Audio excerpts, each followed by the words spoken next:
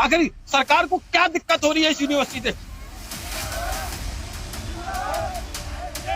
Bulldozer अगर चलता है तो पहली लाश नदीम नूर की होगी, नदीम नूर के ऊपर से बुलडोजर को चढ़ के जाना पड़ेगा, उसके बाद जौहर यूनिवर्सिटी को हाथ लगाना पड़ेगा। जौहर यूनिवर्सिटी पर बुलडोजर ना चले, इसके लिए धरना और मुजाहिरे का सिलसिला जारी है।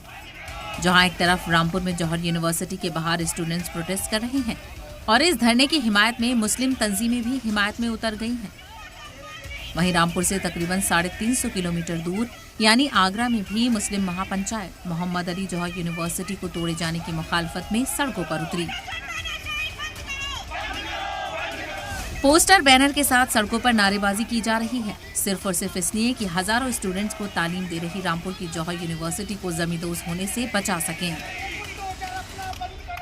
अगर ये तानाशाह सरकार नहीं मानी तो सोनम वांगचुक को जिस तरीके से उन्होंने भूख हड़ताल की, हम जंतर मंतर पर जाकर भूख हड़ताल करने का भी काम करेंगे, सड़क से लेकर संसद तक मार्च करने का भी काम करेंगे, क्योंकि अब बात शिक्षा की है, देश के भविष्य की है। इसके लिए चाहे हमें बुलडोजर अगर चलता है तो पहली लाश नदीम नूर की होगी, नदीम नूर के ऊपर से बुलडोजर को चढ़ के जाना पड़ेगा, उसके बाद जौहर यूनिवर्सिटी को हाथ लगाना पड़ेगा। रामपुर में मोहम्मद अली जौहर यूनिवर्सिटी को लेकर तलबा व तालिबात और मकामी लोगों का भी एहतजाज जारी है। बड़ी तादाद में मुजाहिरीन यूनिवर्सिटी के बाहर धरने पर डटे हुए हैं और यूनिवर्सिटी को महफूज रखने की मांग कर रहे हैं। एहतजाज में शामिल तलबा का कहना है कि ये सिर्फ एक तालीमी इदारा नहीं बल्कि हजारों नौजवानों के मुस्तकबिल से जुड़ा हुआ मसला है।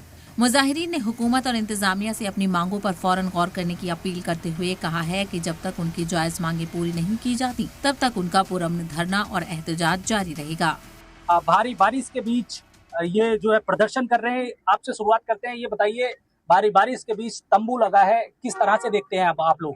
देखिएगा, यहाँ पर जो लोग आ रहे हैं वो एक शिक्षा के मंदिर को बचाने के लिए आ रहा है। ऐसी बारिश में आप देख रहे हैं कितनी ज्यादा भीड़ लगी है।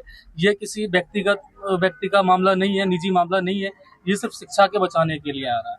विश्वविद्यालय की यहाँ पर लोग आते हैं, पढ़ाई करते हैं, दूर दूर से बच्चे यहाँ पर दूर दराज से आ रहे हैं, पढ़ने के लिए आ रहे हैं ना, ताकि तो अगर इसको ध्वस्तीकरण कर दिया जाएगा तो फिर आगे कहाँ पढ़ेंगे। ऐसे आसपास में कहाँ कोई विश्वविद्यालय भी नहीं है ना, सरकार ने ऐसा कुछ बनाया ही नहीं, विश्वविद्यालय टाइप का कुछ है ही नहीं।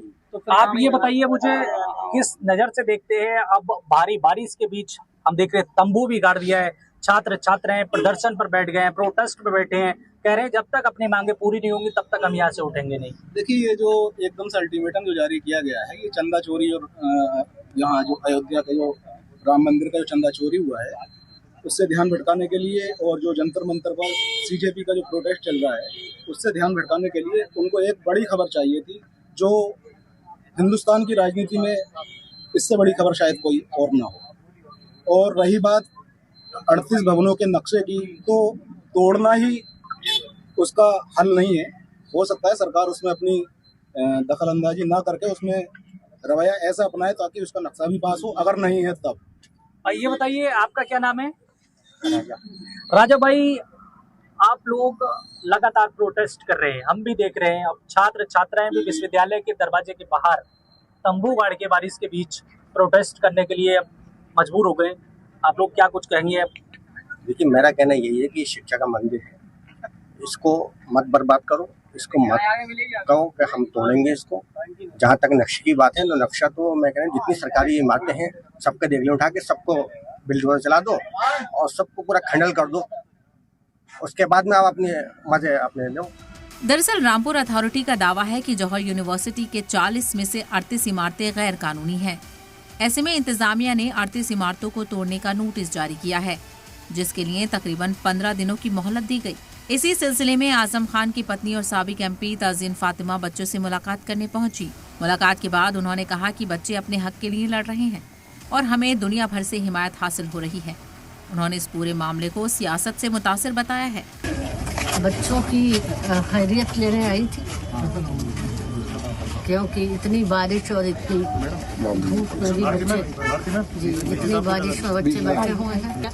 बच्चे कह रहे हैं कि जो कुछ भी हो जाए हम अपनी यूनिवर्सिटी के लिए संघर्ष करते रहेंगे हमेशा।